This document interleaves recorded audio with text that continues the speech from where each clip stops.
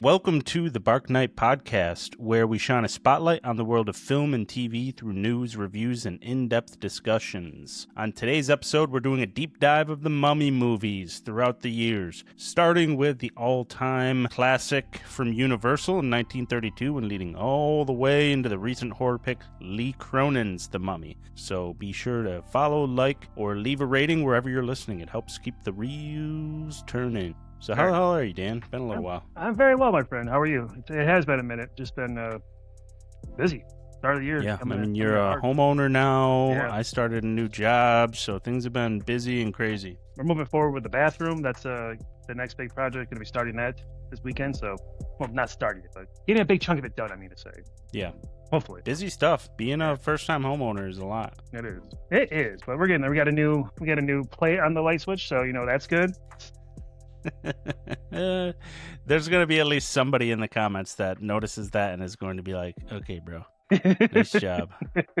That's forever going to be a funny thing, though. Oh, yeah. that like just everybody, it went semi-viral, like viral for us anyways, which is like 10 people talking about it. That's good. We'll take it. Anyway, I can help. Right.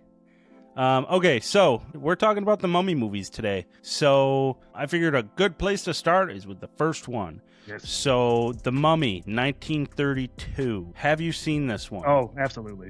A couple years back when I don't know if we did it individually, but maybe we talked about it, and then I went back and watched the original OG Universal monster movies.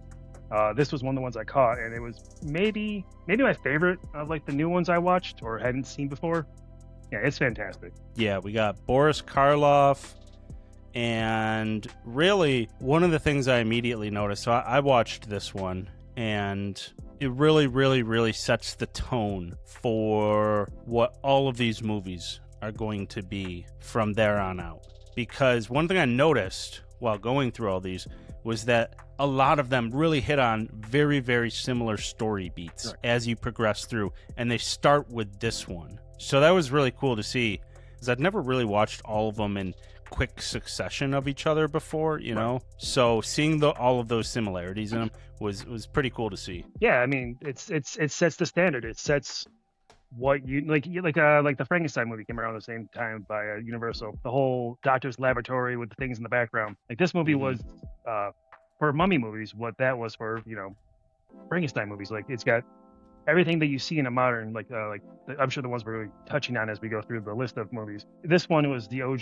giving you the framework we'll go with. Yeah, and so there were a number of scenes in it that I was like, oh my god, they pull from this in the Brendon Fraser movies. 100%. Like there's literally a woman chanting Imhotep, Imhotep in this one, and like, I don't know if I had seen that before and just didn't pick up on it, or maybe just noted it to myself. I was like, oh, that's cool. But like this time, as I was watching it, like in sort of my podcasting brain, I immediately was just like, oh man, like that is something that they bring back, and it's still going today. You see that clip on social media of all the people at Universal Studios, and it's all really cool. Yeah, you see that image of like Boris Karloff. Just kind of looking up with his intense eyes. You know that movie as soon as you see that. Yep. So I know we usually do a physical media showcase here, but I wanted to sort of touch on, I have a few different physical media pieces, and I wanted to just touch on mine throughout the episode here. So I bought this for this. Nice. And you see it's Blu-ray, not 4K, but I figure when the movie's made in 1932, the difference is probably minimal. Minimum, yeah. And so this is the 6-disc collection. So it's got The Mummy, it's got The Mummy's Hand, The Mummy's Tomb, The Mummy's Ghost, The Mummy's Curse, and then finishing off the Universal classics here is Abbott and Costello Meet The Mummy. Oh, that's awesome. That's on there. Yeah. And it's really interesting because that was made in 1955. So over the course of between 1932 to 1955, you've got all these movies that kind of vary in tone. And I've seen most of them over the years. 23 years there? But I only caught 32 for this. And It's funny though that you reach 1955 with Abbott and Costello, and that's like that's straight up comedy, right? It is, yeah. And then they follow that up with, from there, it's into the Hammer horror era, which is really, really interesting too. But yeah, this is fun. Now I've got all 6 of these. That's cool. And I can watch these. And it was only $20. All 6 movies for $20. I was like, I'll take it. I think they have a Frankenstein collection. That looks very familiar to me because I think they have a Frankenstein collection of that, the same thing. And I'm pretty sure I picked that up last year when Holly and I were like shopping for stuff around the house. I just found it randomly. It's in a box somewhere. Someday I'll find it. Yeah. I also was looking at they have like a 30 movie collection that is like $80 or something. And I was like, oh, maybe I'll get that. Yeah. And I just couldn't pass this up though. I was like, yeah, $20. I'll spend $20 right now and think about that other one in the long run. I would like to watch those other ones outside the original. I'd like to watch those other ones, the Hand and Curse and all that, because I want to see if I saw those as a kid and just forgot them. You know, the Hand, the Tomb, the Ghost, the Curse. I want to watch those movies and see if I recognize scenes in it. Because like sometimes you watch a movie as a kid and it's just kind of it's not there until you see it again and then it kind of sparks something. You know. Yeah, I'm sure I've saw them at some point, but I could not place them right now if you ask me to. Yeah, so like looking at the screenshots on the back, the other movies seem to lean into him being in like full mummy mode as they progress, which I would say is probably my main complaint about the 1932 one, is that he's really only a mummy for the first the first scene that he's in, and then he's not a mummy anymore for the rest of the movie. Right, and it's they kind of, the Brendon Fraser one kind of does that too. Like he comes out as like this the mummy, and then he becomes that actor whose name escapes me right now. I made sure I knew what it was, but it's gone now. That's okay. We'll come Arnold Vosloo. Thank you. But yeah, they do kind of that in the same one too. So like, yeah, that one really takes a lot from the OG. Yeah, but he is the mummy longer, at least. You've got a lot of scenes with him, like that's true, as he's chasing down, because like what I like about that one is that it's very gradual, because he's got to hunt down each one of those guys that opened the chest. The Americans. It like chips away at him becoming more and more, transitioning from mummy to human. So that is a big improvement that it kind of makes, is that in this one, he's a mummy here, and then he's just a human here, and he's got that look to him. Speaking of the chest with the curse, they've got that in this one too.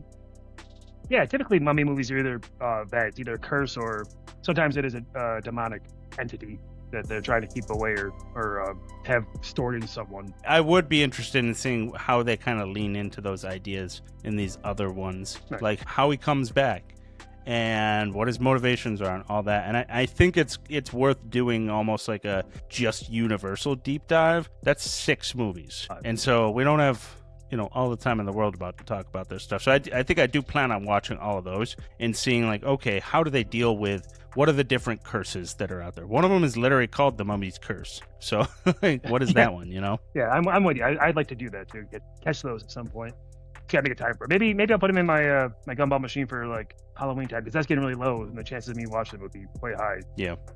I did think it was interesting that they had the names that carry over between each one of them, like Imhotep and Ankhs. In this one, they pronounce it Ankhsunamun, so it's a little bit of a different pronunciation there. But the same thing. But it's very clearly the same thing, yeah. I think isn't it a daughter or something instead of a lover of the pharaoh or something? It's like a slight difference there, but it doesn't matter. Yeah. They had the mid-movie flashback of Imhotep being interrupted trying to perform the ceremony to bring her back and being mummified and buried alive because of that. So that's one that transitioned over to the Brendon Fraser movies. 100%. Yeah. It's a good one. I'm a big fan of this one. It really does a lot of that work of establishing the whole franchise. I was going to take a moment to talk about the Abbott and Costello one, but like it's really just not fresh in my mind. Right. Whatsoever. Yeah, the more and more I thought about it, what's the one with the werewolf and Frankenstein? Is that just they meet both characters? I can't remember. But that's Hold the that one. Thought. Yeah. So that one is Abbott and Costello meet Frankenstein. There you go. So that's the one that sticks in my head. I know I saw the Mummy one, but it's just, like, as you said, not fresh in my head. So you got Abbott and Costello, you got Frankenstein, you got Dracula, and you've got Wolfman. Mm-hmm. And I almost want to say that this is the last appearance of Wolfman, too. I think so. Of Lon Chaney's Wolfman. Yeah.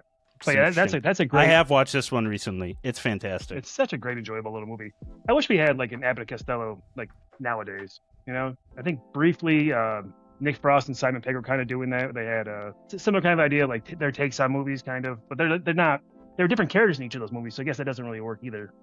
Like there's no like, I don't know, like they couldn't just like do like, I don't know, Shorty from Scary Movie walking around and like hanging out with like the Mummy or something. You know, I would love that, but we don't have that nowadays. Yeah, I do miss that. And I was a big fan of Abbott and Costello growing up. Me too. And we've got this one. We've got The Mummy, obviously. Mm-hmm. They do one with The Invisible Man. Mm-hmm. And then there's even one with, I believe it's with Boris Karloff, called Abbott and Costello Meet the Killer, where Boris Karloff is like a serial killer, basically. And they're playing like a game of cat and mouse with him. That one I don't know. That'd be fun to watch, though. Yeah, you should check that one out. It's good. But the Wolfman scenes are really fun. There's like one where they turn like an entire police station into Wolfmen, and it's really, really funny. Yeah, gotta watch that Mummy one, I guess. I meant to this weekend, just didn't get to it. Yeah, it's tough. It's tough. Adulting's the worst. Like, I don't recommend it. Okay, let's jump over to Hammer Horrors, The Mummy. Yes, that one is another one. That's Christopher Lee, right? So yeah, that is Peter Cushing and Christopher Lee. So I wanted to bust out the old DVD for this one. Yeah. This one is from 1959. So, you know, they did the black and white thing for a long time, and then Hammer Horror busts out with this, and we are officially into a new era of mummy movies. And these ones I've missed, so you have to forgive me for not knowing these ones, guys, but I need to. You haven't seen any of the Hammer Horror ones? Nope. Have you seen the Hammer Horror movies? Yep, I broke this out this weekend to watch it, and found out that this does not have the Mummy on it. Yeah, no, it doesn't. So, I'm familiar with that one. I looked into it because I wanted a new version of the Mummy. Yeah, it wasn't on here, so that was a bummer. I don't know if you saw, but I'm working off the DVD. Yeah. Which is fine. Like, it looks fine. When you have a good TV and a good 4K player, they kind of do a lot of the work for you. Right. They haven't released a 4K version yet, though. Right.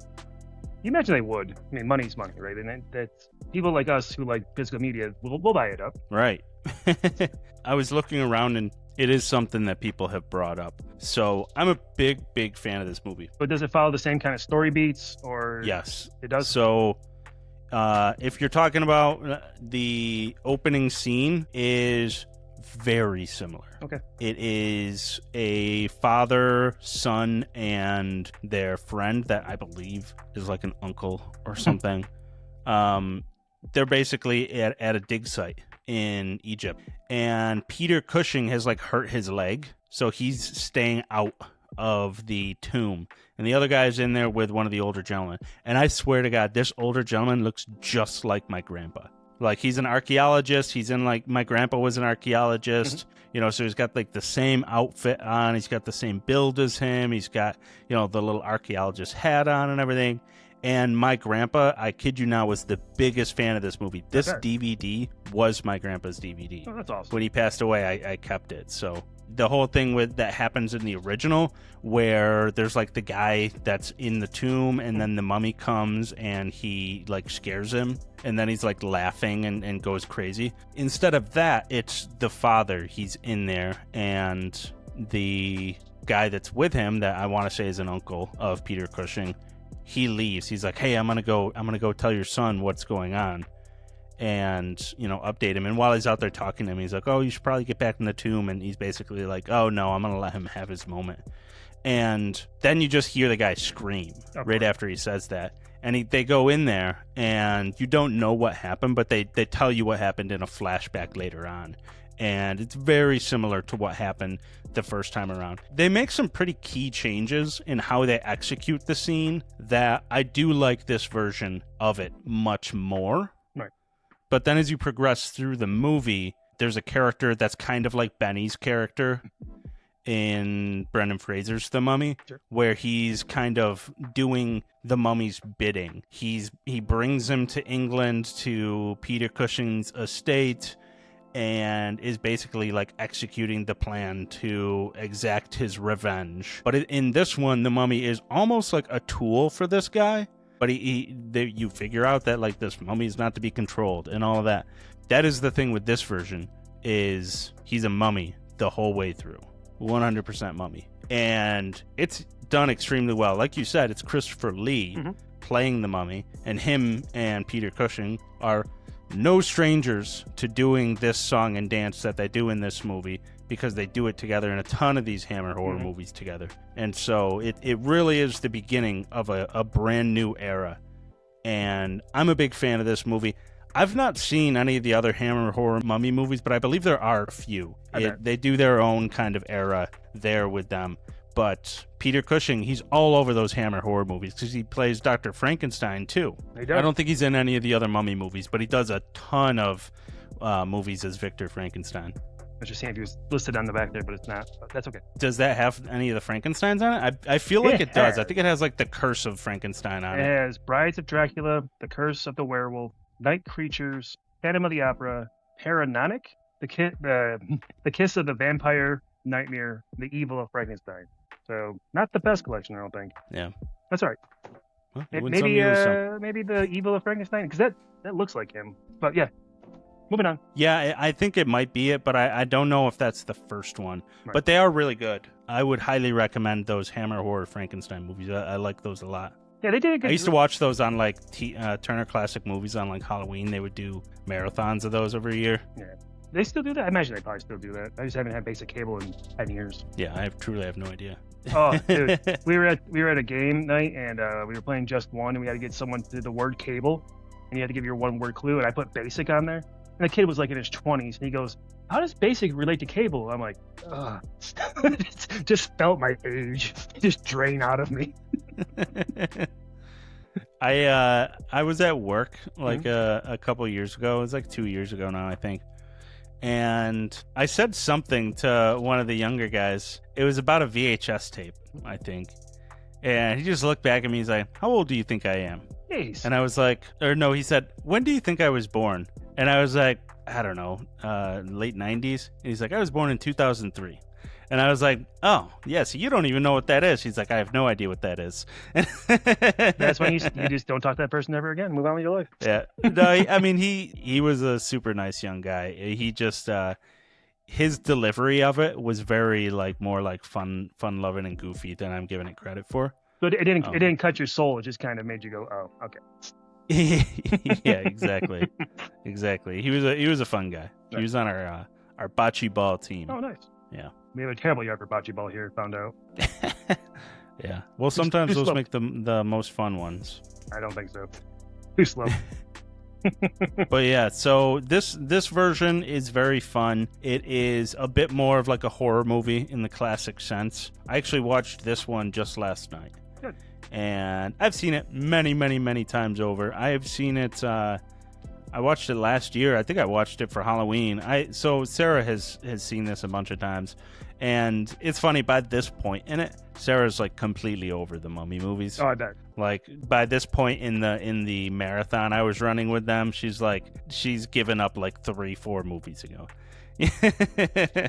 And she's seen this one actually a couple times. So she's like, "Yeah, I've got no interest in watching this again. I'm gonna go do stuff in my office." So it's like, yeah, that's funny. I told Hal we were gonna record tonight, and she's like, "All right, guess I'll go shower." I'm like, "Yeah, go shower. The longest shower ever."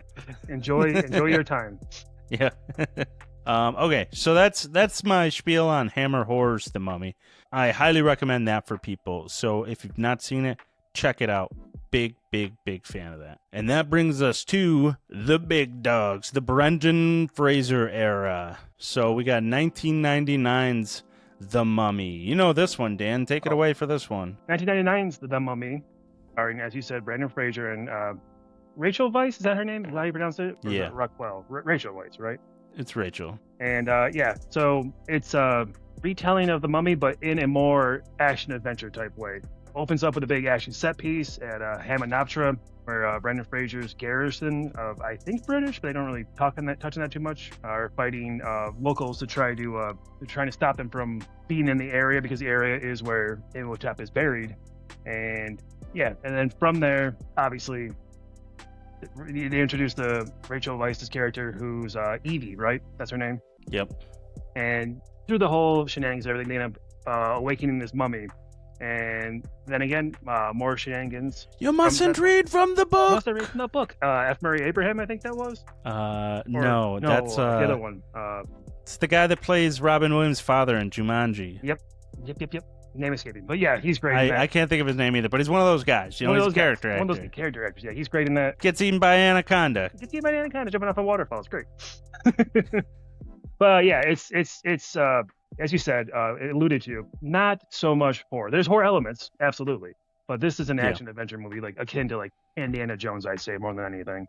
And it is one of my all-time like favorite movies. Like if I'm in a mood, I just want to put something on that I've seen 1,000 times. It's one of those like go-tos for me. I showed it to Holly last Halloween season for the first time, and she really liked it too. She'd never seen it? She had not seen it, no. That is wild. Yeah, it was awesome to get to see like her reaction to it and like see her like it as much as, well, maybe not as much as I do, but see her like it, I should say. And yeah, it's just so good. Like the special effects are of the time to an extent, but they're still pretty good, pretty solid. And the special effects are actually really good in this one. Yeah, am I thinking of the second one? Probably. So the special effects in the second one are actually pretty bad. Yeah. Okay. And they're pretty much bad from here on out. Yeah. I'll get to that with 2017's, but they're actually, they've aged quite well in this one. So that's good, and then it's cool to like you watch like the behind the scenes video of like them building like these multiple like renderings of the mummy and the skeleton and its flesh and like everything, so that like they can like show like when they get shot, like how it would react and everything. And it's just really cool how they did that stuff and like the care that went into it at that point in time. As you said, it holds up and you can tell. But yeah, it's a fantastic movie.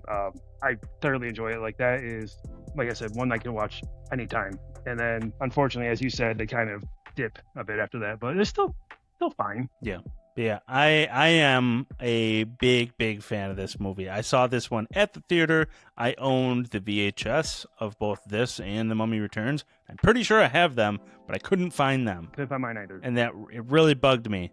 Sarah's like, you've got to figure out a better setup for your movies, because you cannot just like start pulling out these giant totes and then just like they're stacked on top of each other, so I've got to pull some out to look at other ones, and like it's a really bad setup. You sound like sounds like me at work this last Tuesday. I had to find a policy from 2008. I had to go down in the basement, go through those old boxes. It was a nightmare. I didn't even think about the fact that place has a basement. Oh yeah. You know, Virginia Beach doesn't have basements. I betcha, yeah. Yeah, because the water level's too high, so they'd just be leaking all the time. All the time. As opposed to my house, which was on top of a hill, so dry basement. There you go. Hope you got good irrigation. Yeah, it's not bad. And drainage. Good change. There you go. Did you watch this one for this? Not for this. This one I didn't. I felt like I didn't need to watch for this because I feel like I can just play that movie in my head without thinking about it, like pretty much scene for scene. Yeah, I did watch it.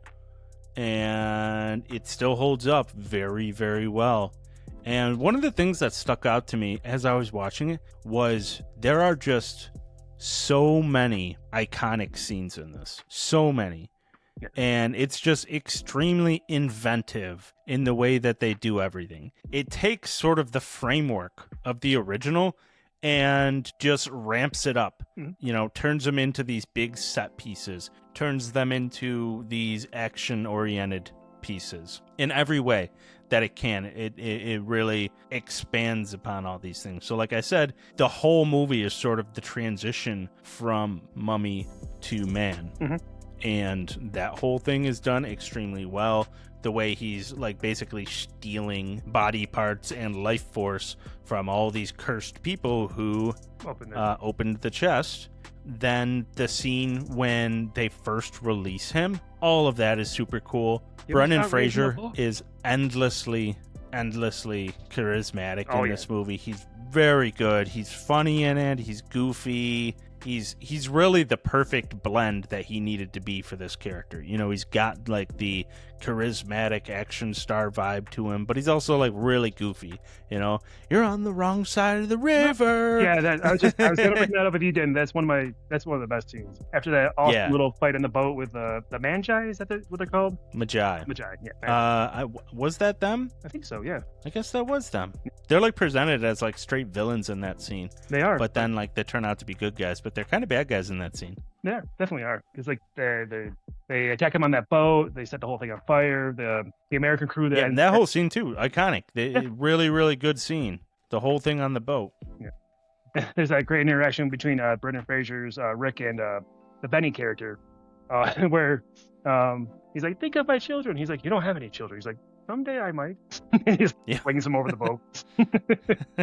It's such a good movie. It's so enjoyable. Like all the characters, even even in the Mummy sequels, I'll say before we put in the cart before the horse a little bit, but the Jonathan character in this movie is fun and enjoyable. In the sequels, he gets annoying, but here he's fine. Like he's enjoyable. And then there's a couple of questionable stereotypes, like the warden of that one jail that they get Brendon and Fraser out of is, shrug, cringe on that one. But even like you said, like the Egyptologist, the Magi guy there, the actor whose name I forgot again. Oded Ferrer. Thank you.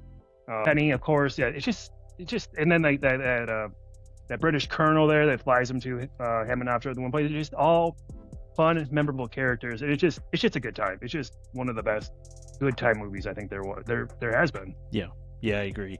I love the scene where O'Connell throws the chair at Benny when he walks into the office there. And he tries to run away, he just hits him in the back of the legs with a chair. It's so good. Yeah.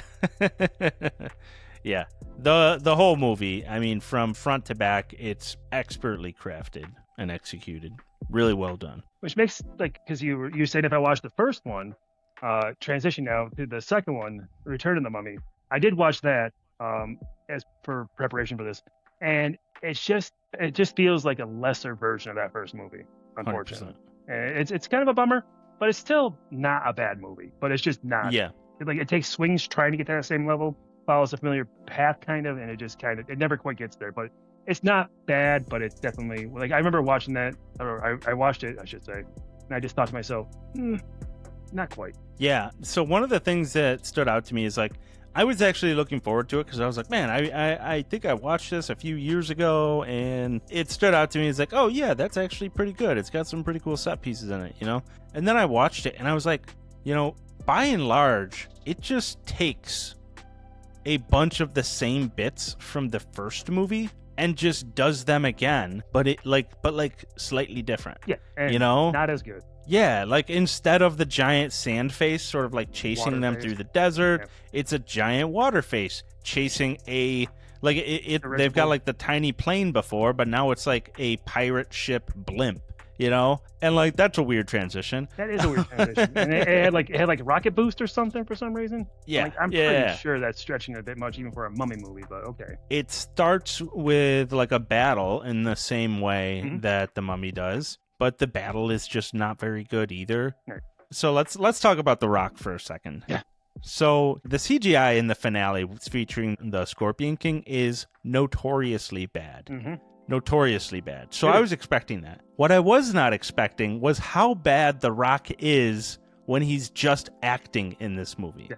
In that open scene when he's running into battle screaming, his battle cry is one of the worst I've ever seen. Oh yeah. It was laughably bad. Yeah. I was like, oh my God, this guy in this point in his career just does not know how to act. Right. He doesn't know how. He's not good in any way in this. He's hilariously bad. So that was one thing that immediately stuck out was I was like, oh man, this is worse than I remembered it being. Yeah, I'm with you. He is noticeably worse, as you said. It's almost like he went from they just went to the wrestling ring, grabbed him, brought him to the film set, and told him, "Here you go." Without he's he never acted before to that point. Yeah, and it is noticeably bad. It's bad. Like I said, the Jonathan characters went from being kind of a fun little side character in the first movie to kind of just an annoying dick in this movie that I didn't care about. The kid actor is a kid actor. You can't give him too much crap. Right.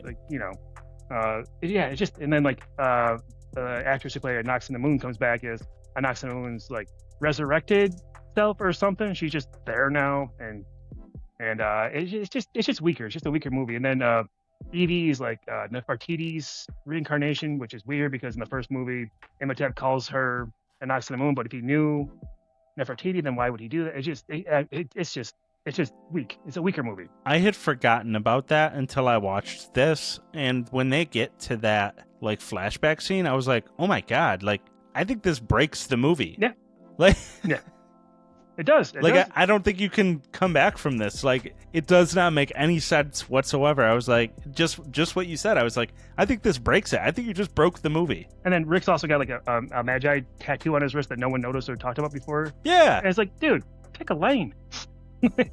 Yeah, and what's interesting, though, is that it's directed by the same guy as the first movie. So I truly think that the studio was just like, hey, we'll give you a bunch of money to make another one of these because that was so successful. And he was like, how much money? Yeah. And they were like, $1 billion or whatever, yeah. you know, and then 1 billion. yeah, 50 billion. And he did the best he could, but like probably under a very strict timeline. And a bunch of these things just come out like super half-baked. You're just like, what are you doing here? Right, and that's the point I was going to get to, is like I said in the first movie, how you watch behind the scenes things about how they meticulously like crafted and built the mummy from like the ground up, and like, you know, they took their time on it. And this one, it feels like they probably, as you said, they probably gave him a bunch of money, said, we need this filmed and done so we can have this out for summer whatever year, and it just was rushed. And you can just tell like it's not as tight as the script, nothing's as good, it's just kind of going through the motions a bit. Hit on the same story beats, throw some things out there, and just see what sticks. Yeah, so in many ways, it is disappointing. It came out 2 years later. So the other one was 1999. This was 2001. And then Scorpion King is 2002. And that movie exists. Yeah.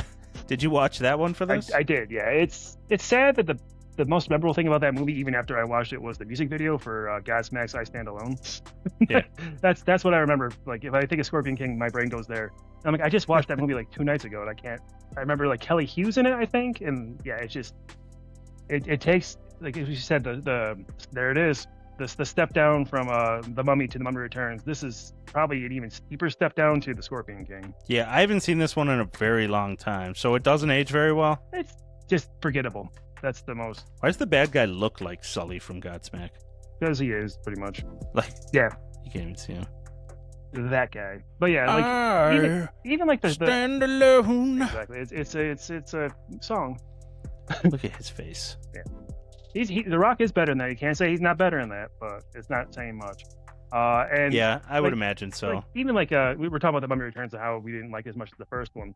Even that one has a couple like memorable scenes. Like there's that great scene in the thing with the classic tree trunk across the ravine where Rick throws that stick of dynamite and the one pygmy mummy like kicks the other one off the stump and then runs with it like a prize, and it blows up. That scene's great. The Scorpion. That is cool. Scorpion King. I literally can't remember what happened in that movie. Well, and so I guess that is the thing with the Mummy, is that despite it really being a retread of the first one and all those other things we just said, despite that, it is still really fun. Yeah.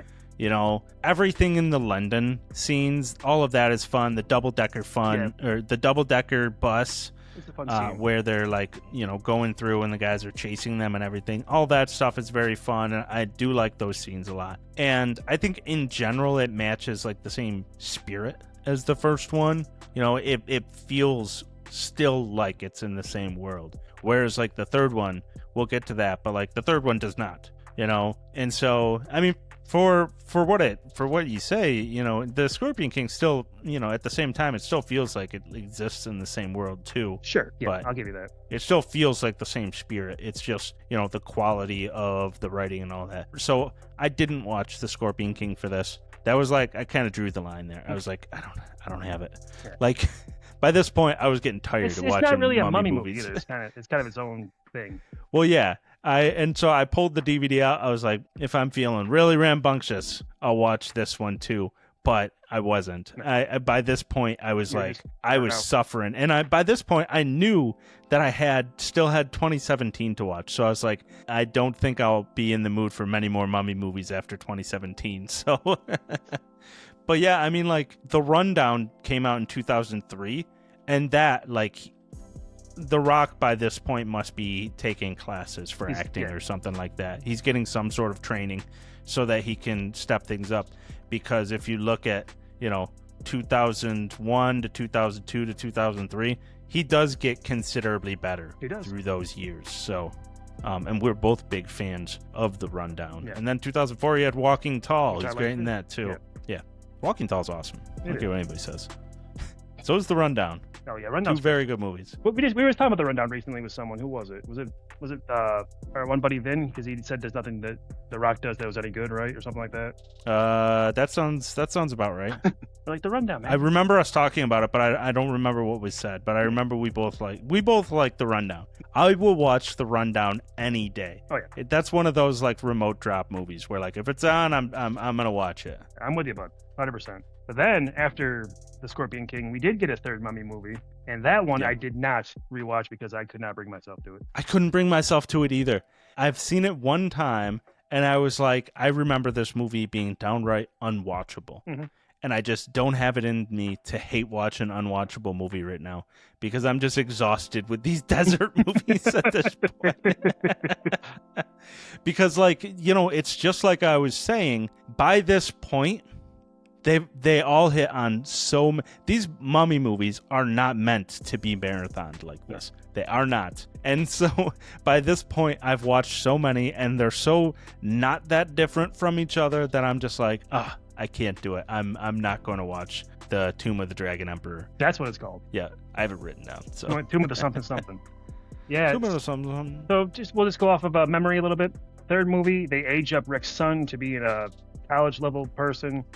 They recast Rachel Weisz as Maria Bello, I believe, and Jet Li's in it as the mummy, but there's like very little of him actually as a mummy. And I think there's Yetis, and that's it. I forgot about the Yetis. They're bad too, I think. I would imagine they are. Everything in this movie is bad. Yeah. Maria Bello is not even supposed to be a brunette. She's always a blonde, so that doesn't even work. Michelle Yeoh is in this. I don't remember that. Yeah. Oh, Liam Cunningham is in this too. What the hell's he doing in that? Who knows, man? He's probably super young in it too. I bet you don't even recognize him. Oh yeah. That'd be him. But this is directed by Rob Cohen, who he has a pretty interesting sort of a list of things he's done here. So he did a bunch of TV stuff like Miami Vice and whatnot in like the 80s and early 90s. But then he did Dragonheart. Solid. He did Daylight. Oh, I like that one. That's the Stallone one. Yeah. So that's his 90s output. We get into the 2000s. This is where like you start to see where his career's headed. So 2000, 2001, and 2002, back to back to back. He does The Skulls, The Fast and the Furious, and then Triple X. Oh, jeez. And then he directs a couple Rammstein videos. Nice. Rob Schneider videos. Oh, no. And then he does the movie Stealth. Oh, the Jessica Remember Biel? that one? Yes. That's a complete piece of trash. That is not good. I bought that out of a $5 bin, and I was like, I still want my money back. And then he did this, and then he did Alex Cross, and then a bunch of movies nobody's heard of. Like, have you seen the Hurricane Heist? It's a complete piece of garbage. It did go to the theater. It's got the guy that was Dr. Doom, I think. Toby Cabal. I was thinking Julian McMahon, but that's the other one, isn't it? Yeah, that's the other one. So it's got the guy that was in Van Forstic as Dr. Doom. It's got Maggie Grace, who was in Lost, and I do like her usually. She's in the Taken. Taken, yes. Yeah, Toby Kebbell. He has the worst Southern accent I've ever heard in a movie in this. Truly, truly awful stuff. Because I think it takes place in like Texas or something. It's utterly terrible, terrible, terrible movie. I missed it. Right in line with this one. So that's this is kind of like the turning point in his career when he's putting this one out. So he showed a little bit. You know what? I don't think I'm ever gonna make a good movie again. Yeah, he showed a little bit of Primus in the 90s. Like those are enjoyable little movies, and then he's just like. Daylight is great. Yeah. I love Daylight with Sylvester Stallone. The OG Fast and the Furious he directed, right? Yes. So that was his big, oh my god, breakthrough guy. Well, probably not breakthrough, but like his big movie. And then he just kind of crapped the bed after that, huh? Yeah, pretty much. I mean, the first Fast and the Furious movie is a different movie from the rest of what the franchise became. Yes, it is. Yes, it is. But that's not what we're here for. We're here for the Mummy. Yep, the Mummy. So in the Far East, Alex O'Connell, the son of famed mummy fighters Rick and Evie O'Connell, unearths the mummy of the first emperor of Qin, a shape-shifting entity cursed by a witch centuries ago. It's like, hey, what are we doing here? All right, we'll give him credit for moving the setting. I mean to say, out of like Egypt. Yeah, but I mean, there are mummies all over the world. There's mummies in South America. They've never done a movie about them. Which, I mean, there we go. I mean, we'll write a mummy movie you guys want us to. I'm sure they have. They probably have. We just don't know of them. You're right. There are many, many mummy movies that I was like, oh, should I watch this piece of trash? Like, Nah. I don't know. Do you have any final thoughts on this one? I don't really have much to say about it more other than when I saw it, it was bad, and it killed the franchise. Yeah, and I will say that like the first movie in that franchise is fantastic, and then diminishing returns until, as we said, the worst one was the last one, and there's a reason why it was the last one. Until The Mummy 2017. Have you seen this one? Nope, missed that one too. So I watched this one just for this. And I will say, it's not as bad as I thought it'd be. It is bad, but it's not as bad as I thought it'd be. It's not as bad as everybody made it out to be, I guess would be the thing. Isn't the one guy from New Girl in there is like the new Benny? They try to make him and it just doesn't work. Sort of. I mean, I wouldn't call him the new Benny, but because he's a good guy, sort of. It's interesting how they use his character. But on that note, so the cast of this one is Tom Cruise, Annabelle Wallis, him, which I think his name's Jake Johnson, I want to say. Yeah, I must it's have like Jack the most Johnson, basic name out there. Yeah. Russell Crowe and Sofia Boutella. Yes. I did all that off my off. Really good. So if I missed somebody, that's why. Yeah, it's pretty good. By and large, it's a good cast, right? You've got a lot of ground covered with that group of actors. They do not know what to do with any of these actors. Is the problem. So Sofia Boutella is great. She's a great actress. She's even good in this, but like by and large, they just do not know what to do with her character. And she's way over CGI'd through many of these scenes to the point where like you don't even know if you're looking at. They're touching up a character that's physically there to the point where it almost looks like they're not physically there. You know what I mean? Like the Thing remake, kind of the same kind of issue. Yes. And Jake Johnson is. I mean, I don't think there's any other way to say it. He's miscast. I think he's grossly miscast here. His character is. So spoiler alert, because like nobody cares. Yeah, no one cares. Like you're obviously not gonna. If you were gonna watch the movie, now would this would be the time to do it, and I still said no. Yeah. Yeah. So he gets killed pretty early in the movie, and he spends the rest of the movie as a ghost that's like haunting Tom Cruise, a la An American Werewolf in London. It very much, you're just like, oh, you just stole that idea. Like it's very blatantly stolen. Like he's even like bloody and everything. Really? Okay. And yeah. It's completely, that's the thing. And so, but he doesn't, like in that movie, and even in like if you look at like American Werewolf in Paris, they do the same thing there. And it's a little bit funny, but it's still really dark at the same time. In this, it just doesn't work because he's still kind of trying to be funny, still a little dark, but like that's kind of the story of this movie. They introduce a lot of ideas, but they just don't really work, And most of them are not like you don't look at them and be like, oh man, this is bad. This is just so bad. Like it's not like that. It's just like you look at it and you're like, ah, man, this just like something feels like it's missing. Just missing. Just something is missing from all of these things, and it just doesn't work. Is the whole thing. I think I haven't watched the movie, we just said, but I'm pretty sure the big issue with that is that they were trying to do that dark universe thing. Universal was trying to build that franchise, that epic monster movie universe, because everyone starts with a full-on dark universe intro logo. Yes, that's right. I forgot they had that. I saw that. It comes right out with it. You're like, oh wow, they went that far to build like a whole logo for this thing.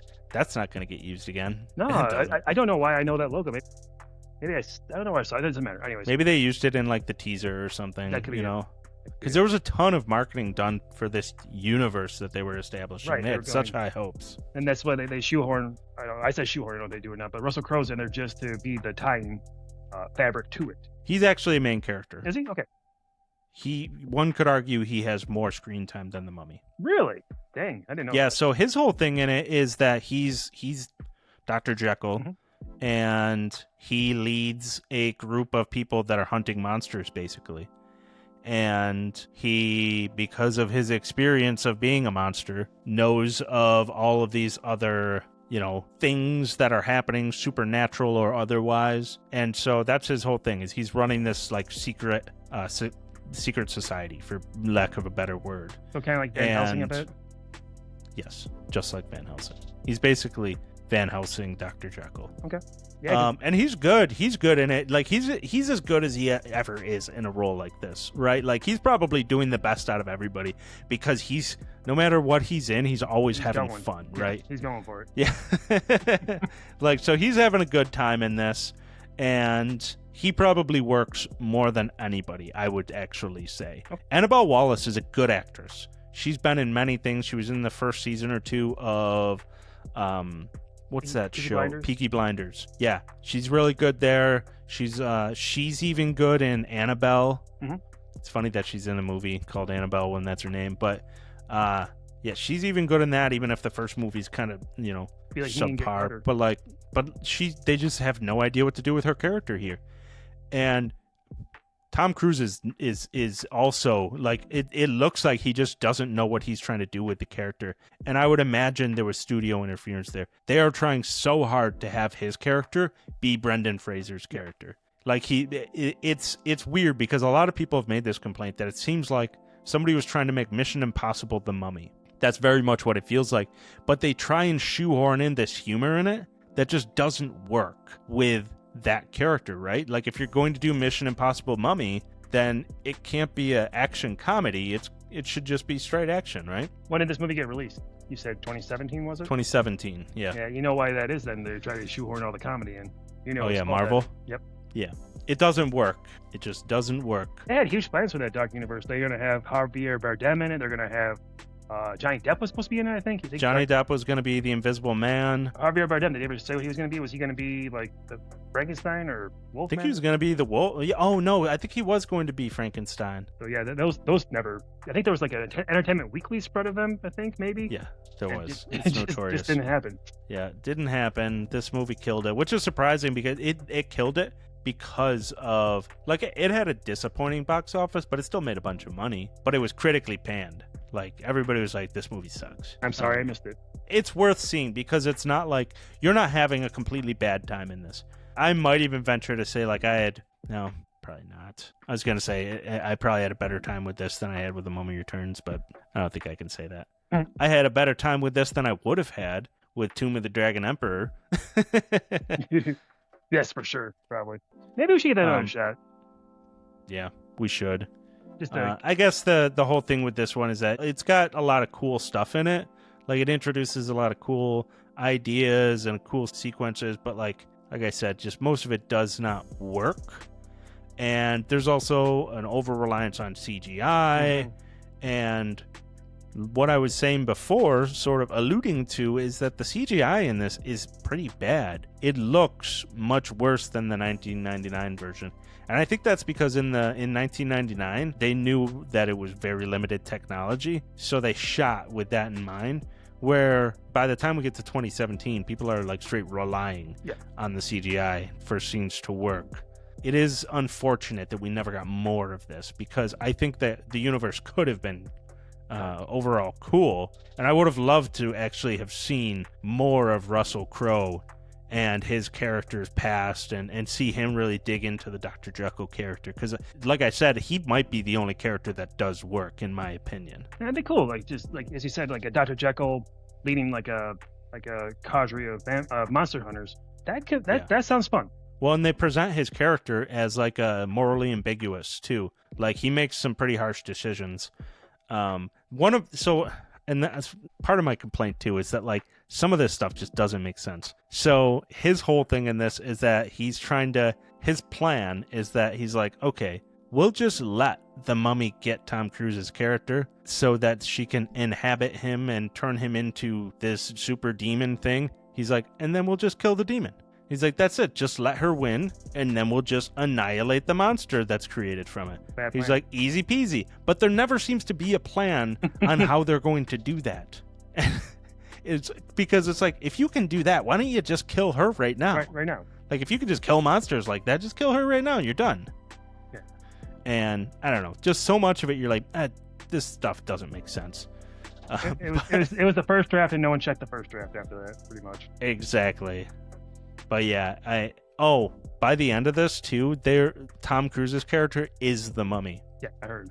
Yeah, there's like a scene of him like riding across the desert. He's got the power to bring people back to life, so he brought everybody that died in the movie back to life, including Jake Johnson's character, and they're riding through the desert with a giant sandstorm leading behind them that he can control because now he's a superhero mummy. That's what they went with at the end of this. And apparently, from what I've heard, people like Sophia, can't say her last name there, but the woman who was playing the mummy in the movie before that point, everyone says she's the best part of the movie, and apparently they didn't even have the goal of having her like continue in the franchise. Apparently, then she would have been better to continue as the Mummy. Right. If they had written it in a way where like she, I don't know, has a slight change of heart and becomes an anti-hero, or just keeps coming back. I don't know, but like, yeah, I definitely would have leaned into her, because although they don't have a lot of ideas of what to do with her, she is still good in what she does. Okay, so it's not the train wreck everyone says it is, but it's still not great. Basically. Yeah, exactly. It's worth seeing at some point. I got the Plex down here now, and it's on there. So at some point I'll catch it. Yeah, I think that it is one of those you could probably like watch with the goal of just making fun of it. I do love those. Yeah. All right. So that's enough on that one. So that brings us all the way to 2026 with Lee Cronin's The Mummy. So this released just last week, and it comes from writer and director Lee Cronin, who did this, and he did Evil Dead Rise and then a handful of other movies. Got some more coming out soon. Mm-hmm. And yeah, so it did pretty well at the box office. It made $34 million worldwide, which isn't, massive, but it only had a $22 million budget. So, when you're not spending a lot of money, you're going to do pretty well with these things. So I have no reason to see why it shouldn't do well overall. So, Dan, I wanted to hear what you thought of this movie, and I want to hear what Holly thought of this movie. I know that online a lot of the vitriol is about how it just seemed like Evil Dead, the Mummy movie, and I sadly have to agree with that online. First of all, I want to get this out of the way and say I enjoyed it. I had a good time with it, but it just felt so much like the Evil Dead movie that he did, or this Evil Dead franchise in general. Like, things happen, I'm like, oh, that doesn't feel very Mummy-like. It feels Evil Dead-like. And so I had issues with that, and then literally, like, we were leaving the theater, and Holly turned to me, she goes, that was just like that Evil Dead movie. I'm like, yeah. So she liked it too. She had a good time with it. She liked it. She thought there was some genuinely creepy stuff in there. But I'm getting her into the horror movies, dude. I'm breaking through there. There we go. Breaking through that shell a little bit. But yeah, she that's the first thing she said. Like, it seemed like the Evil Dead movie. It didn't seem like a Mummy movie. Which again, she's only seen like a couple of those, but still, I hate to say it. I hate to like have that take, but there are certain scenes in there I'm just like, that's straight. Like, I could see that in an Evil Dead movie. Like, I don't want to go too spoiler because it just came out, but there's a scene with the grandma character. I'm just like, that is straight percent not a Mummy movie thing. It's an Evil Dead thing. So I know that's the kind of like, it feels like the most common takeaway from the movie, but I don't know any other way to say it. I don't. They have a very loose wrapping of the Mummy, and then it becomes a possessed kid in a house terrorizing her family, which very similar to Evil Dead. Yeah. Okay, so I, just like you said, like I had seen that take, and the trailers kind of give off the vibe that is what you're getting. So my whole thing with it when I was going into it was like, I was like, okay, so everybody online. So I want to say, like, you know how we usually do the thing where we read off the ratings? I didn't prepare all the ratings for this, but I will say people hate this movie. Hey, really? People hate it. They absolutely 100% hate it. A lot of people. That's surprising. And so I was like, you know what? I really want to see this movie just because of that. Just because there's such intense hatred for it out there. There's hatred in the Mummy subreddit. There's hatred for it in the Evil Dead subreddit. It's everywhere, man. I swear to God. It'll be like I was perusing the threads things for this movie, and I'd venture to say it was like 95% hatred. That's surprising. And it's not like quiet hatred. People hate it. They despise this movie. And then like a handful of people that like it. And I will say, I'm in the camp that likes it. And so is it a Mummy movie in the traditional sense? No, 100% not. That is a legitimate argument. And so it's just something, if you're going to enjoy this movie, you just got to get it out of the way that like you're getting a Mummy movie in the loosest sense of the word. Yeah. And you are mostly getting an Evil Dead movie. And so from that perspective, I was like, okay, I'm expecting to see Evil Dead the Mummy. And so going into it expecting that, I'm like, okay, that's exactly what I got. Yeah. You know, you get Evil Dead the Mummy. And so I think 100% this movie's going to find a crazy cult following over the years. It's such a unique movie. It very much feels like a Sam Raimi movie, not even just an Evil Dead movie. It very much feels like Drag Me to Hell, too, in many regards. It has a bunch of things that like you can see in... I don't know if you noticed anything from Send Help, because I still haven't seen that one, but I noticed a bunch of things that reminded me of his work in, you know, like Doctor Strange Multiverse of Madness, you know, so like all of his output there in Evil Dead and the other horror movies he's done, it very, very, very much feels like that. And like I told you, I was exhausted on Mummy moviness by this point in the game. And I was going in, I was like, please, for the love of God, just do something different. Oh, it did. It did. That must have been nice for you then. It was. So something else funny that happened in the movie theater for this, not once, but twice. I am sitting there watching this movie, and I saw it at Cinema Cafe, where they have waitresses that come to all the seats, and they'll serve you like I could get like a full pizza at my seat, or I could get mozzarella sticks or whatever, and there's just a little button you push and they come down. They're like, hey, what can I get for you? And so you don't have like a traditional like, you know, stand that you go to. You do that. And not once but twice they came to check on me and scared the living shit out of me. Because I didn't ask that. I only got popcorn. Right. So I was not expecting like a person to sneak up on me, and they did at multiple points. That's funny. So it was a fun experience. And I think that I realized, though, as I was finishing this movie, I was like, okay, it's a very hateable movie. Like, I get it. Like, he really ramps things up. It's always up to 12 out of 10 at all times. The sound design in it is disgusting.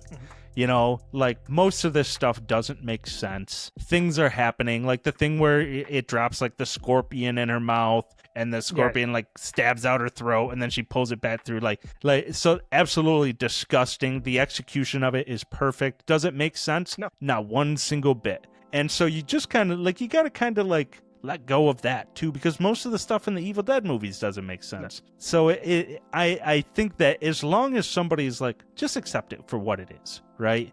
You know, I would love to see his response to somebody asking him, why say no to another Evil Dead movie and yes to a Mummy movie when you're just going to do an Evil Dead Mummy movie? And I would be curious as to what his response to that would be. Right. Because it very much is what it is, right? It is a Evil Dead movie. It's a possession movie. He's freed up by all the lore of the Evil Dead movies, because you are pretty restricted by the lore there. He did a lot of really cool things with Evil Dead Rise, but to a certain degree, you can't do what he did in this movie in an Evil Dead movie, right?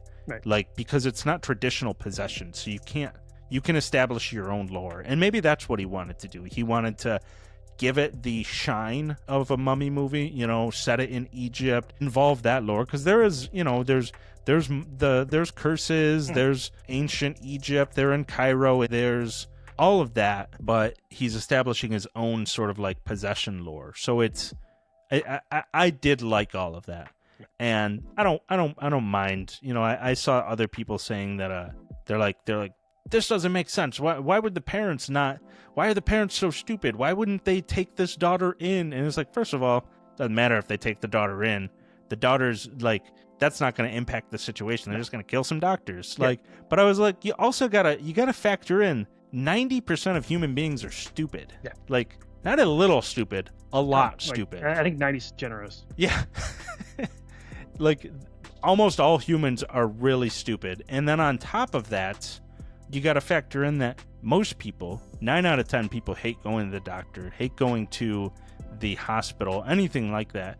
And then you get like with parents, they get kind of irrational when it comes to things with their children. Yeah. And so I think a lot of people forget that the mother is a nurse who believes she can handle the situation because she's medically trained. But just like, I think that stuff, to me, it doesn't need to make that much sense. You know, humans are stupid, and I'm not here for this movie to make sense. I'm here to see, like, every time I watch this movie going forward, it's going to be just to watch just everything go complete balls to the wall, you know? And I agree with that. There's you're saying things not making sense. There's a scene where they first because the daughter's been missing for 8 years, was it? Yeah. She was missing for 8 years, and they find her, and they go to a hospital, and the doctor's like, oh, she's been through a lot of trauma. The best thing for her is to get her to your house. Get her out of this hospital as soon as possible. It's like, I don't think that's how that would go, but... Maybe that's how it goes in Egypt. I don't know. Yeah, legit, I ended up putting out one of my little when that happened. Just the way the line was delivered, it made me laugh, and like I was the only person in the theater who laughed at that moment. But yeah, I definitely let out a little squeak of that makes no damn sense. But it's a funny movie. Yeah, it's an absurd movie. Absurd. That's the it's absurd. It's disgusting. And I think that but I still liked it, you know? There's a second time in that movie, there's a scene where the young girl pukes on the floor, pukes up a bunch of gross stuff on the floor, and they show the shot like a bunch of times because they're establishing that it's going to be something later on. And like the third or fourth time they show this pile of puke, someone in the theater went, "Get a mop." that got me pretty good too. Just dumb. Like usually I don't like when people shout crap out in the theater, but that was just well timed and it got me a bit. Yeah. It's an oddly funny movie at many points too. And maybe that will be like The Evil Dead, like that weird dark humor kind of gets more and more as you watch it. So maybe this movie will have the same kind of idea. Maybe that's what he was going for. Yeah. Well, I mean, at this point, we've almost been making these mummy movies for 100 years. That's crazy. And you've had many, many, many, many of them. Like I said, there's six whole Universal mummy movies. We've got 3 from Brendon Fraser. We've got I don't think that people need to have like this death grip on franchises where you get upset where people do something different. Now, like I mean, I get it though. Like they're legitimate complaints, you know, that it is an Evil Dead mummy movie. It's a legitimate point. It really just makes a difference whether you enjoy that fact. But like, I think in the long run, people knowing what they're getting with this, I think it's going to age well. Yeah. I agree with that. And yeah, so that's crazy when you said almost 100 years, but you're right. 2032 is not far off. Yeah. I hope they do like a re-release for the 100th anniversary. They got it, right? I'll go see it. That would be cool. I doubt they will. You think so? I just sent like a 1932 movie. I don't know. Yeah, you're right. Not like a wide release one. I bet the Little does one, you know? Sure, I'm sure. Yeah, I guarantee that'll happen. I was thinking wide release for reasons, but you're right. It'd be IMAX won't. No, God. You know, one thing that I did see complained about online is the excessive use of the, what's it called? The split diopter lens. Okay. It's when you're focusing on something down here and then focusing on something up here, like at the same time. Okay. It's famous in like Spielberg movies in the 80s and whatnot. Like it's a cool effect. And I had seen it mentioned online that it's used excessively, and it is. Like once you notice it, you're like, damn, why? Like it's almost like like he wanted to make a drinking game out of it. because there came a point in the movie where I was like, if he does this one more time, that might be my breaking point on it. And I think he did it about 5 more times after that. So it's a legitimate complaint, but like at the same time, like it didn't ruin the experience at all for me. But like it's interesting when we talk about these movies to you're taking it from the perspective of like, I've only seen this once right now, right? I may think completely different things to this movie once I've watched it a couple more times, because I mean, the second time you watch a movie, you're looking for things you weren't looking for the first time around. I mean, a big part of this experience for me, like I saw people complaining about the length of the movie. I thought the length was just fine, because the first half of the movie is very like mystery driven. You're working through the suspense of figuring out what the hell is going on here, you know, and all the storyline with May Kalamaui and her investigating everything in Egypt while all this craziness is going on over here. That stuff is awesome. And if you trim this movie down, that's probably the stuff that gets trimmed, right? You're not going to trim the funeral scene. Like, no, I was going to bring that up too. The funeral scene's real good. But yeah, it's wild. And sure, we don't go too deep into dark, but yeah, you're right. The scenes with her in Egypt, I was happy to see her, because I'm Moon Knight she shows up in, and apparently Disney's never going to do anything else with Moon Knight for the rest of the existence. But yeah, she was great, and I was excited to see her in another movie.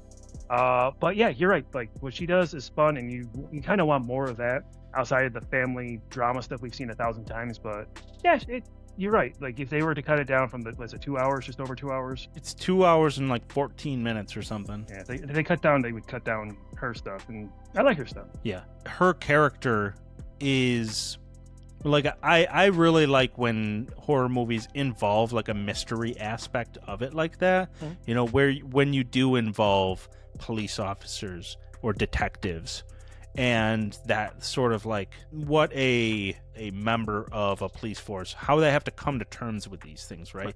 You are clearly like, they're built to be very fact-based, right? Fact, procedure, evidence, all of those things. All the evidence points to this being supernatural, right? And so watching her character come to terms with that, I always think that's interesting in movies. You know, you got it in Exorcist 3, you get it in Deliver Us from Evil, The Outsider on HBO. You know, you see that a lot, and I always think it's really interesting to see how that happens. And sort of coming back on that, so what they do with the lore and like where they lead at the end of the movie, how her character gets involved with it, like in the end shots to it, you can't do any of that if this is a straight Evil Dead movie, right? And so that piece of it is all built on the idea of Lee Cronin wanting to establish his own rules and his own lores, and you can only do that when you're, you know, writing sort of like the Mummy movie can be whatever you want it to be, right? And there it is a mummy. There is a mummy. Like, there's no taking away that it is still a mummy movie. So it's not every day you kind of get those two genres of like a classic mummy movie and then a, you know, possession movie combined into one. So I appreciate it. I really do. Like, I would venture to say I loved this movie. Like, it really, really is just a completely unique experience.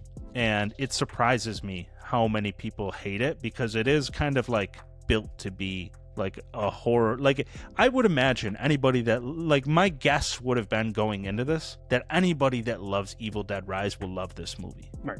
That would have been my guess. But it turns out not only do they not, but it actually, I watched it turn a bunch of people against Evil Dead Rise in that subreddit of like, you know, maybe that movie was overrated too. And it's like, come on, guys, what are you doing here? What are we doing? That's modern. Enjoy your movies. That's modern society, dude. Like, we can't have anything nice or enjoyable. Everyone's got to find something wrong with it. But yeah, I honestly thought, because I hadn't looked at any of the online reviews or anything for it, I thought you were going to tell me that the money seemed good for opening weekend for a movie like that. I thought you were going to tell me people were loving it. Like, as you said, if you like Evil Dead Rise, which I think did well, you would like this. And it surprised me that they would be like, no, I can only have this flavor of ice cream and not this flavor of ice cream. No. You know? Yeah, exactly. Yeah. Yeah. It surprises me too, but seeing the movie, it really goes out of its way to just be disgusting at every turn. You know, like, you've got all these scenes where it's just like, the sound effects are just like appealing, over the top. Yeah.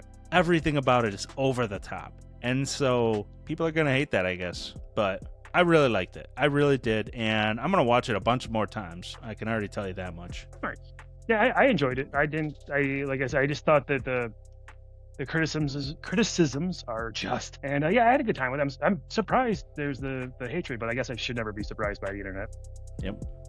All right. So, final segment here. I wanted to talk about just kind of mentioning some of the other various mummy-inspired movies, direct-to-video ripoffs, things like that. So, coming right off our discussion on May Calamity, I wanted to bring up Moon Knight. Yeah. I think the guy that directed Moon Knight 100% should be doing a mummy movie. Oh, yeah. If they want to do one that's horror and action-based, that's the guy to do it. 100%. The score in that show is awesome. The like little undeadites that they run into when they get inside those like tunnels or whatever in the second half of the season, they're fantastic. I think they were practical if I remember too. I think so, yeah. I wanted to mention that one because that one's really good and it really feels like right in the spirit. Right, and I think to your point, like Moon Knight came out. I think like everyone else just like watched it within like a few days of it coming out, and then unfortunately with the way our society is about like new, it just kind of gets forgotten about. And like that is a good show. It is. It's one of the better Marvel TV shows, I think, and it's frustrating that Marvel seems like not interested in doing anything else with it. And if no one's seen that, I do suggest that one. It's got, as you said, mummy, like Egyptian, just everything kind of like spun off to superhero stuff, really. But I wanted to bring up a segment I watched as a kid online from the Tales from the Darkside movie. Oh yeah, yeah. That has a mummy scene in it, and that scared the living crap out of me as a kid. it did, and like I think it might be why I avoided mummy movies for a while. Much like Pennywise and it scared me as a kid. I didn't go back to it for a while. Yeah, I remember that one. I watched Tales from the Darkside last year, and it was the first time I've watched it since like I was a kid. And yeah, isn't like Steve Buscemi in that? Mm-hmm. And Christian Slater. Oh yeah, he was. And who's the woman that plays in that? No, yeah, because I thought I had it right here. One sec, I forget the name offhand. Julianne Moore. Yeah. That was really good. I forgot that was Christian Slater too. Yeah, that was solid. It really feels like it's funny they call it Tales from the Dark Side because it feels like Tales from the Crypt, and I guess that's kind of what they were going for. And then I also wanted to bring up a special shout out to the Monster Squad from 1987. Did you ever see that movie? You know, I've still not seen that, but I wanted to bring it up too. Yeah. I hear it's really fun. Yeah, it's more in that movie. The mummy's got a very kind of smaller role compared to like Dracula, Frankenstein, and the like. But it's a very fun movie. That's a movie you should catch soon, just to put on your repertoire, put a little feather in your hat that you've seen it, because I think you'd enjoy it. Yeah, definitely want to check that one out. Have you seen Bubba Ho-Tep? Oh my gosh, yes. That is totally a mummy movie, and my brain did not even make the connection. One could argue. It might be the best. It might be the best movie. It is up there. It's fantastic. I mean, that's one could argue that's Evil Dead plus mummy movie too. Yeah, you could. Holy crap! It's got Bruce Campbell. Wow, I didn't even cross my mind. Yeah, that one's a ton of fun. Underrated flick right 100%. there. 100%. Very funny. I didn't watch that for this, but I think I might have to watch that. I haven't seen it in so long. I kind of want to watch it now too. So for anybody out there that hasn't seen Bubba Ho-Tep, so Bubba Ho-Tep is about Bruce Campbell is a Elvis impersonator. Yep. No, he's supposed to be the real Elvis, right? He thinks he's the real Elvis. Yeah.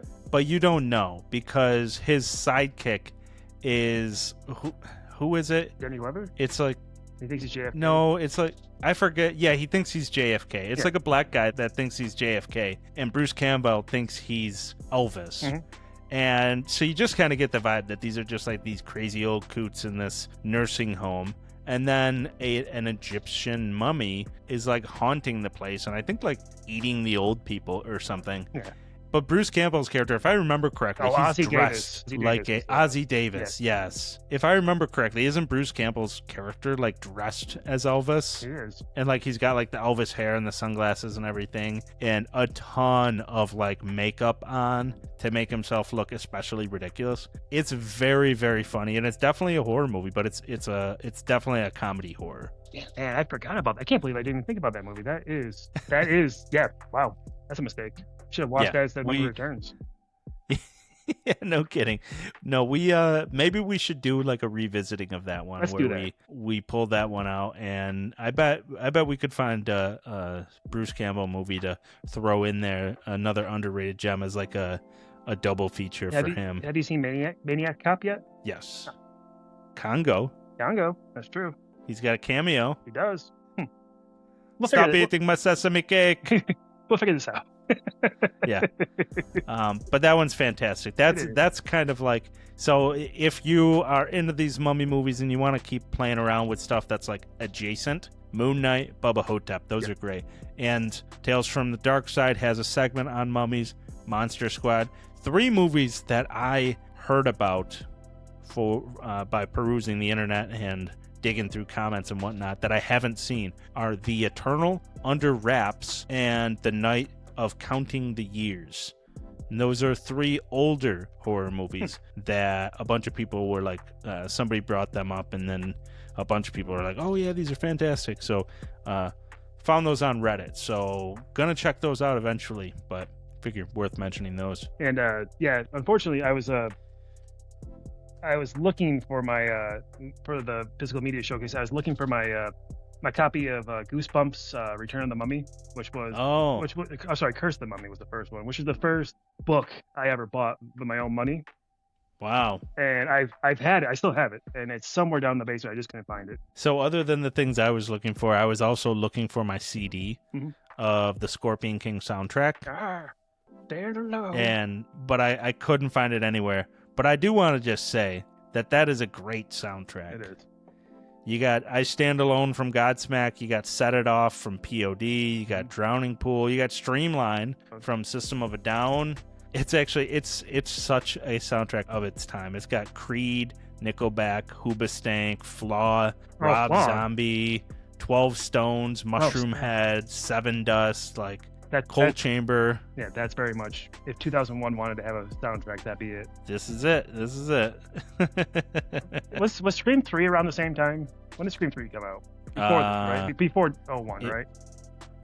So that was from 2002. Was it really? That's funny, because that's the other soundtrack. Yeah, so Scream 3, it's 2000. Okay. I had that soundtrack too. It's very good, but it's got a lot of those things too. It's got like pretty much every band I just mentioned, but it's also got it's got Static X, but it's also got Slipknot on it. Oh, movie soundtracks! I wish those would come back. Yeah, like those they're guys. still here and there. I know, but like the musical ones, like we just said, like having like all the modern like rock bands put a song in to a CD and put it out for the movie. Like you don't see that anymore. Yeah, it's too bad. Okay, let's jump into the news. I only got one piece that I really wanted to talk about, and that was because it's adjacent to all of this. Speaking of Evil Dead Burn had its trailer come out. Did you watch it? I did. I think, correct me if I'm wrong, there's not much to it. It's just basically a girl crawling through a house, right? Yeah, but it's a one-shot. Yeah, it's a one-shot. It's pretty cool. And that's all I need. Yeah. That's all I need. I'm good. I don't need to see a full trailer. Boom, you did your job. Yeah. That is that is probably the perfect sort of teaser, right? Is like a 30-second, 45-second, whatever it is, one shot of a girl crawling around the house as people are just attacked around her. And you can't see who those other people are, so it's not spoilers. Nope. But you can just tell things are going crazy. It looks like it's got the style of like the 2013 and Rise, where it's like, it's horror based, but it's also, pretty brutal. But it looks like with it taking place in this house, which a lot of people have referenced, the house in this looks just like a house that's featured in season 3 of Ash vs. the Evil Dead, which I only watched the first 2 seasons, so I didn't see what they're talking about. But same, I think it stopped right after Samara Weaving was in it. Yeah, and with it taking place just in like one house like this, I wonder if it's kind of got like a Night of the Demons vibe to it, Yeah, maybe. Yeah, like it was it June 11th it comes out? I think it's sooner than I thought. July 10th. July 10th. Okay, same thing really. But yeah. No, I saw a thing with the director. He said that it's a horror and survival film on a very reduced timeline with a race against time aspect, which doesn't prevent moments of relief. There is probably more humor than the Fede Alvarez remake. However, there's no humor it gets in that. Yeah. There was a little bit of humor in Evil Dead Rise, Mm-hmm. a little bit. A little bit.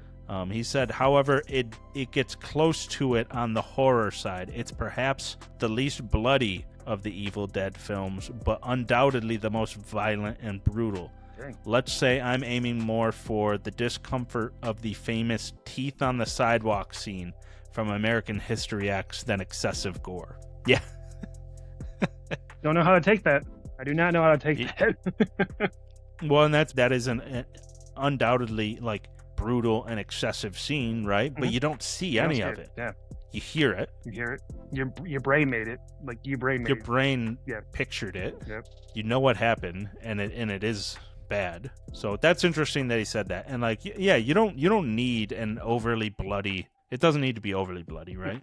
No. But it is interesting that he brings up the humor, and I wonder how much of that's going to be there. Maybe none. Maybe he's just lying to you, get you in the theater. Oh, it'll have humor. Don't worry. It's not gonna be super scary the whole time. Did you ever watch his movie Infested? No, So was that's Sebastian Vanacek. That was a spider movie a couple years back. Yeah. I missed it. Spiders in a high rise, basically, I think. It was one I wanted to watch, and it was on Shudder, and I can watch anytime I want. I just haven't pulled the trigger on it. Yeah, I'm not huge on spiders, so it was one that I skipped. But I probably will watch it eventually here.